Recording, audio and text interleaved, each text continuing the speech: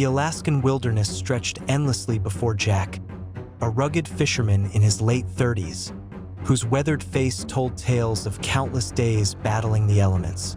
The sun hung low, casting a golden hue over the dense forest and the rushing river where Jack had spent the morning hauling in sockeye salmon. His small wooden boat bobbed gently against the rocky shore, filled with a single tin bucket brimming with freshly caught fish. Jack's routine was solitary but comforting. Cast, reel, repeat.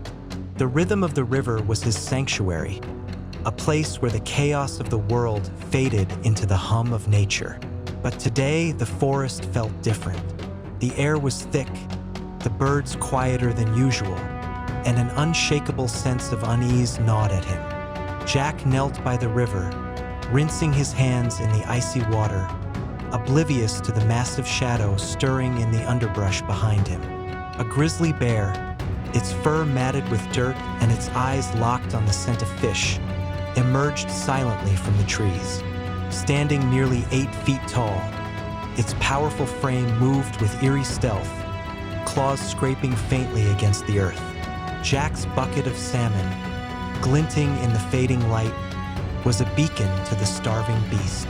The bear's breath steamed in the cool air as it crept closer, its gaze fixed on the unsuspecting man. Jack, lost in thought, hummed an old folk tune, unaware that death was only steps away.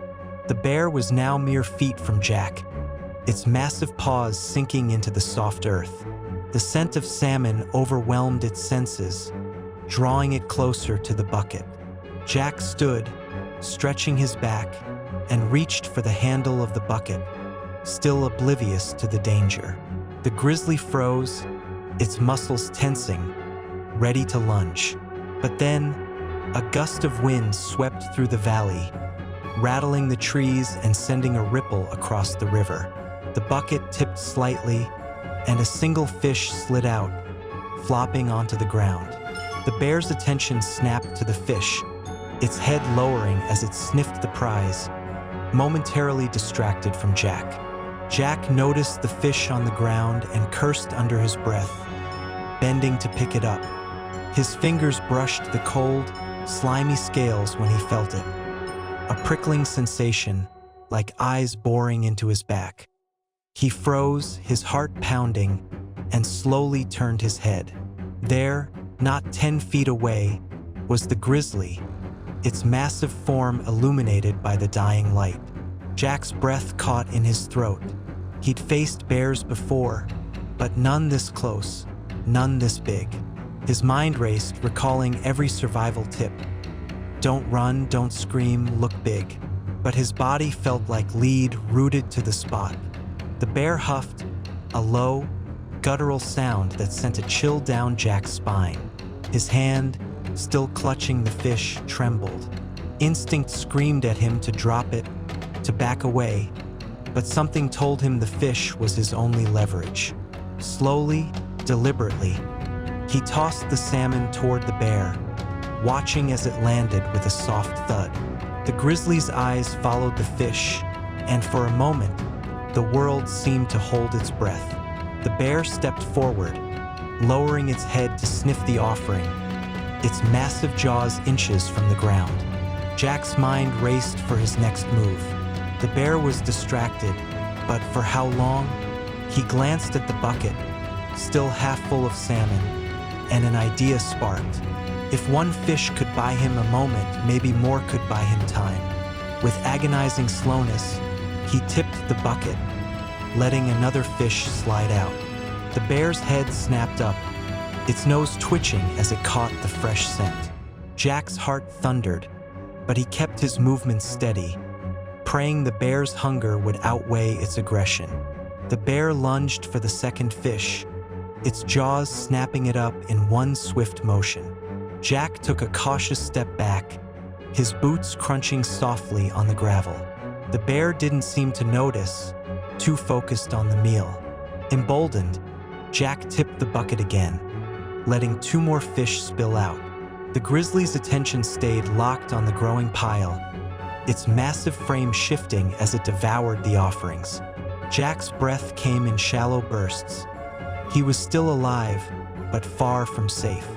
With the bear engrossed, Jack began to back away, step by careful step, toward his boat.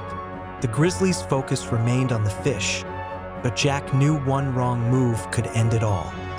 His hand brushed the edge of the boat, and he dared to hope he might escape.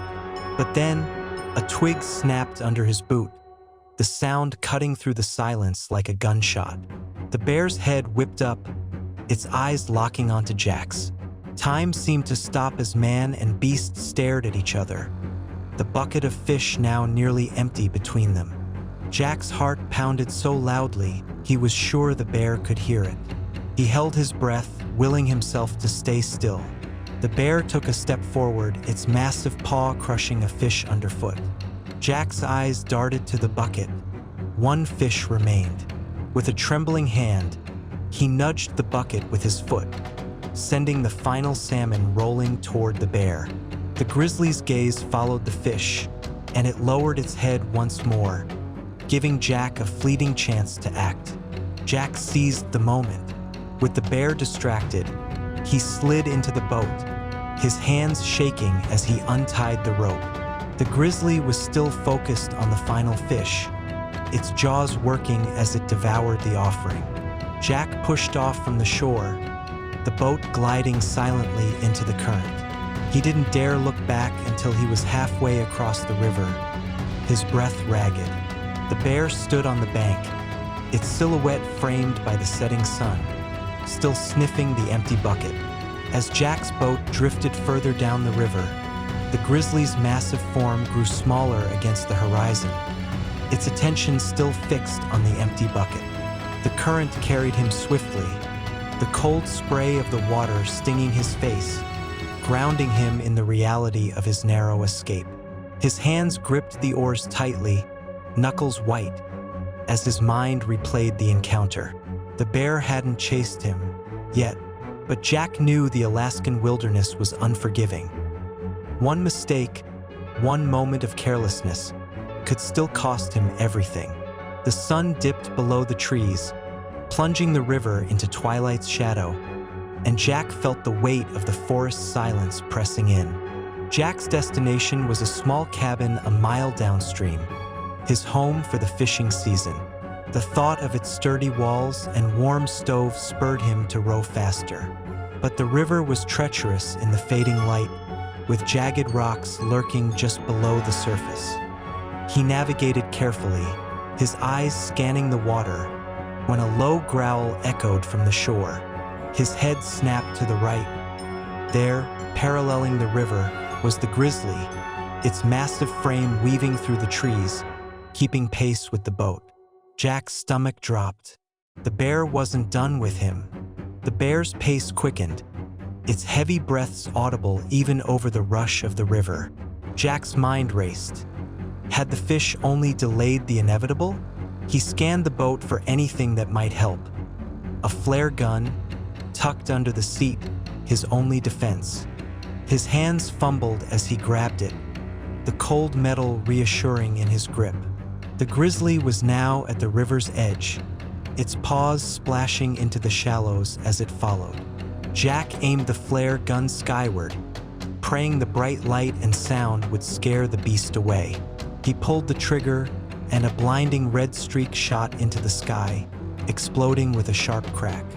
The bear reared back, startled by the flare's brilliance, its roar echoing through the valley.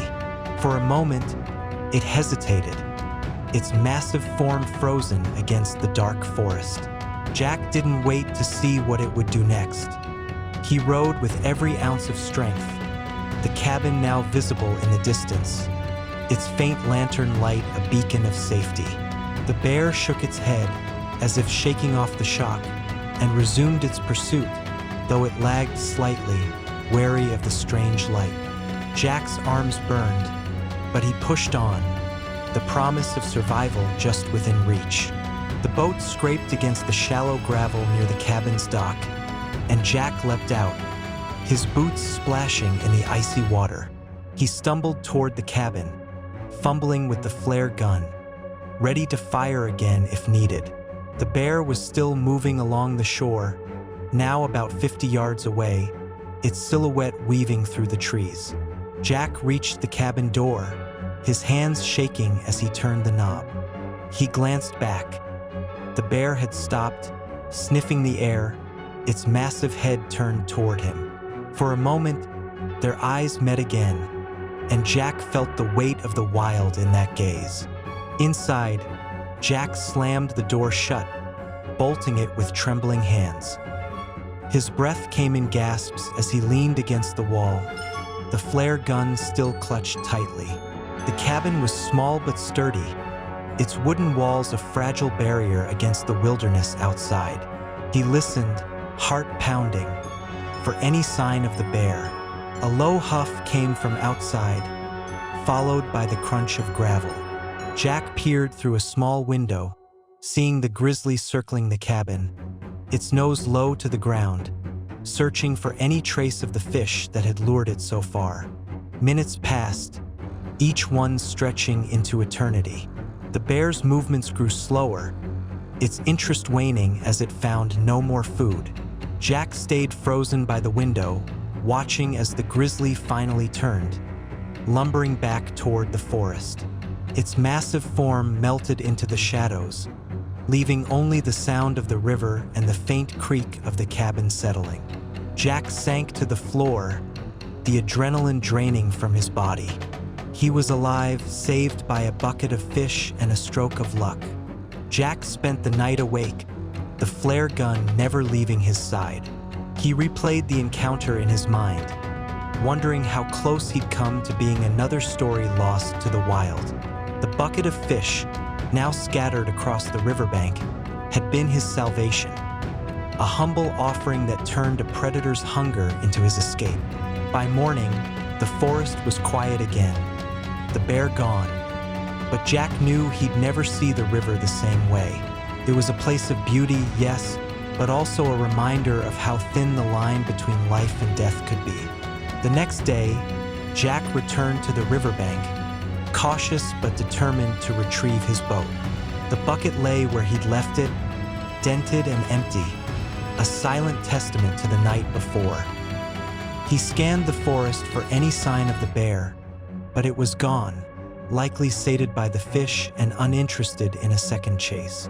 Jack loaded the boat with new supplies, his hands steadier now, but his respect for the wild deepened. He'd fish again tomorrow, but he'd never forget the grizzly's eyes or the bucket that saved him. As Jack rowed out onto the river, the wilderness seemed to watch him, its silence both a comfort and a warning. He'd survived, but the Alaskan wild had left its mark. The story of the man, the bear, and the bucket of fish would stay with him, a tale he'd tell around campfires for years to come. It was a reminder that sometimes survival wasn't about strength or speed. It was about the smallest of choices, like a single bucket of fish that could tip the scales of fate.